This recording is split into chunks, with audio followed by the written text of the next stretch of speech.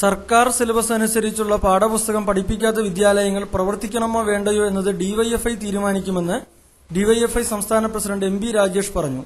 Irinjalakuda press ക്ലബിന്റെ meet the press പരിപാടിയിൽ പങ്കെടുത്ത് സംസാരിക്കുകയായിരുന്നു അദ്ദേഹം. കേരളത്തിൽ നടക്കുന്നത് കപട ആത്മീയവാദികളും വർഗീയവാദികളും ഒരു ഭാഗത്തും മതേതരത്വം സംരക്ഷിക്കുന്നവർ മറുഭാഗത്തുമായുള്ള സമരമാണ്.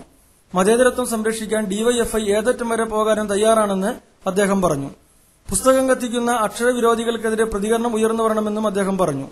7ാം ക്ലാസ്സിലെ പാഠപുസ്തകത്തിൽ മിശ്രവിവാഹത്തെപ്പറ്റി പറഞ്ഞത് മതവിരോധമാണെങ്കിൽ മിശ്രവിവാഹിതരായ വയലാർ രവിയും സോണിയാഗാന്ധിയും അതിനോട് നിലപാട് വ്യക്തമാക്കണമെന്ന് രാജേഷ് മീറ്റ് ദി പ്രസിൽ ആവശ്യപ്പെട്ടു.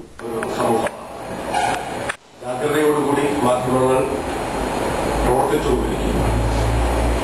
ഒരു സമൂഹമാണ് അത്. കേരളത്തിന്റെ ജനാധിപത്യത്തെ ശക്തിപ്പെടുത്തുന്ന ഒരു ഘടകമാണ്. പോലീസിനെ വടികൊണ്ടടിക്കുന്നു, കല്ലെറിയുന്നു, നിരന്തരമായി അരമണിക്കൂർ കൊണ്ടുവരുന്ന കല്ലെറിയുന്നുണ്ട്.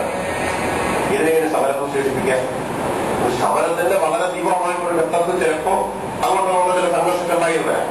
അത് ചിലപ്പോൾ അന്തിരാത്രി കലാശിച്ചു വരാം. ഇതങ്ങനെയില്ല.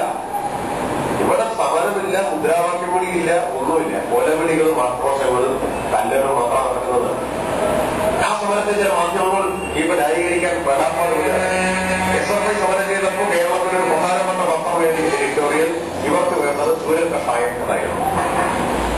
കഴിഞ്ഞ ദിവസം സ്വന്തം കുട്ടിക്ക് പൊള്ളിയപ്പോ വേദനിക്കുന്ന അമ്മയുടെ പരസ്യങ്ങളുണ്ട്. അതേ പത്രം എഴുതിയത് പോലീസുകാർക്ക് മക്കളിലേക്ക് ചോദിച്ചുണ്ടായിരുന്നു.